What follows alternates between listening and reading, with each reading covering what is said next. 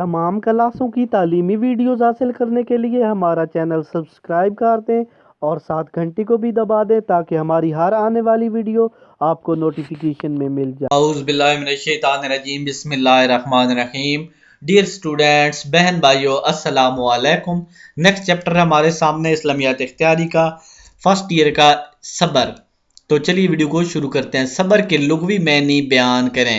صبر کے لغوی معنی روکنا، سہارنا، سہارا باندھنا، اس کے بعد قید کرنا، مصائب میں بیقراری کا اظہار نہ کرنا کے ہیں۔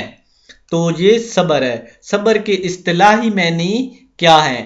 صبر کے اصطلاحی معنی اپنے نفس کو بے قراری اور بے چینی سے روکنا اور اپنے آپ کو ثابت قدم رکھنا کے ہیں۔ قرآن مجید کی روشنی میں صبر کی فضیلت بیان کریں۔ صبر ایمان کی کسوٹی، وصف انبیاء یعنی نبی پاک کی نبیوں کی صفت ہے۔ اس کے بعد محبوبیت خداوندی یعنی اللہ تعالیٰ کا محبوب بندہ بن جاتا ہے۔ نصرت الہی یعنی اللہ کی خوشی کا ذریعہ، بشارت الہی اور بہت بڑے اجر کا باعث ہے۔ حدیث پاک کی روشنی میں صبر کی اہمیت بیان کریں۔ صبر نصرت خداوندی کا ذریعہ، جنت کا خزانہ، روشنی، نصف ایمان، کشادگی کی چابی، معافی گناہ کا باعث ہے۔ نیکسٹ سوال، صبر کے 4 فوائد و ثمرات۔ صبر کے فوائد میں بے شمار اجزاء شامل ہیں۔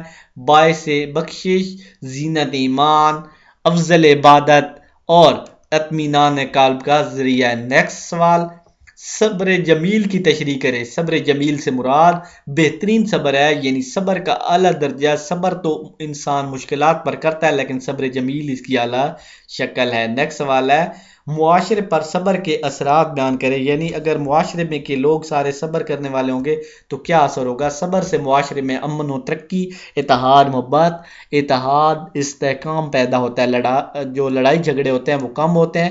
صبر کا لفظ قرآن مجید میں کتنی بار آیا ہے؟ صبر کا لفظ قرآن مجید میں 75 بار ہے۔ اس سے مراد اس کی اہمیت کا اندازہ لگا سکتے ہیں آپ۔ صبر کے بارے میں حضور اکرم صلی اللہ علیہ وسلم کے اسوہ حسنہ سے مثال دے۔ صلی اللہ علیہ وسلم نے کفار کے مظالمہ اور طائف میں اپنے اوپر ہونے والے تشدد پر صبر کیا ہے۔ واللہ یحب الصابرین کا لفظی مطلب کیا اور اللہ تعالیٰ صبر کرنے والے کو پسند کرتا ہے۔ اسی ویڈیو کے ساتھ میں اجازت چاہتا ہوں۔ اللہ حافظ۔ امید ہے آپ کو میری ویڈیو اچھی لگے گی۔